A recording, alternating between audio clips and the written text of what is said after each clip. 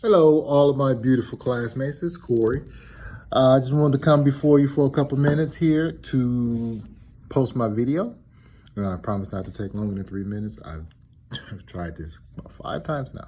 Okay, so anyway, what is data-driven instruction?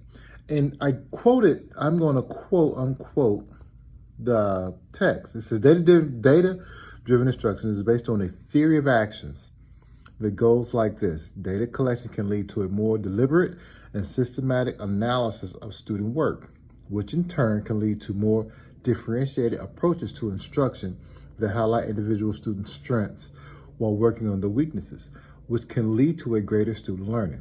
The process is intended to create a carefully calibrated roadmap for instructional moves that will promote higher achievement. The reason I wanted to quote that is, in my classes right now, we're just going over the measurements and the data, and I have a first block that's really a high-flying class.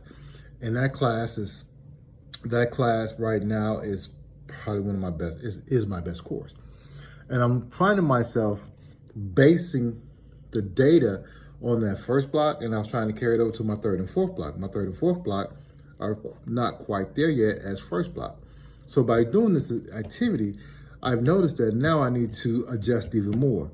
And the data has shown me now that third and fourth block may need additional instruction. So instead of me putting a lesson for trying to be lazy and do the lesson for one class because it's the same subject, is now I got to do a lesson plan per class.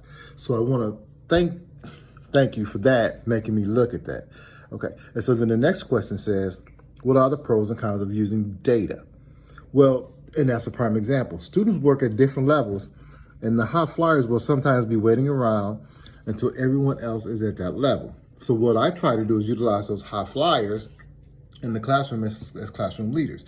So my method now will be to try to pluck some of those students to say, okay, you're going to get done a lot faster. You're going to do this. So, hey, why don't you help out this person, that group, this group, that kind of stuff. So that way everybody can kind of be on the same path. Like we always said in class one times, we always start with the end goal in mind. So that's where I'm kind of coming from with it.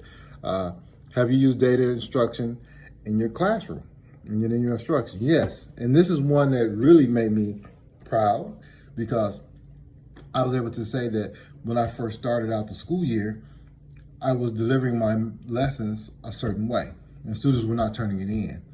And so I said, well, let me try it this way and see if I can get better results.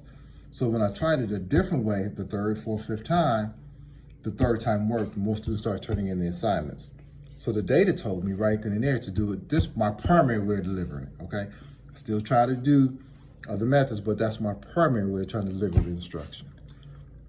So that was great when I saw that. How does data analyze positive impact in student learning? Wow, I don't even know where to start with this one.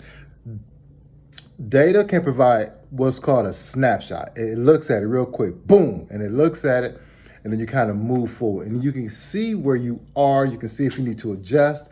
You can see if you need to backtrack something. You can see sometimes, you know what, we really need to just stop and get the feel of the classroom.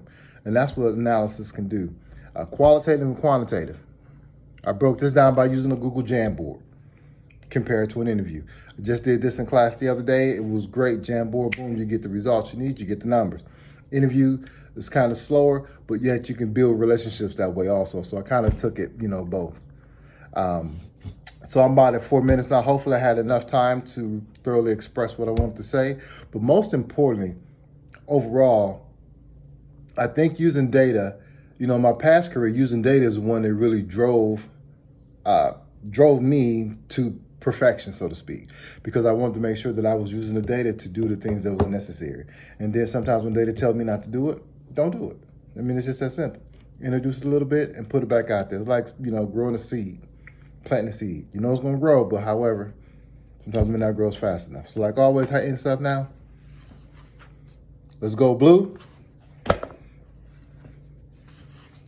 Let's go my Steelers. Bye, everybody. Have a great one. Corey.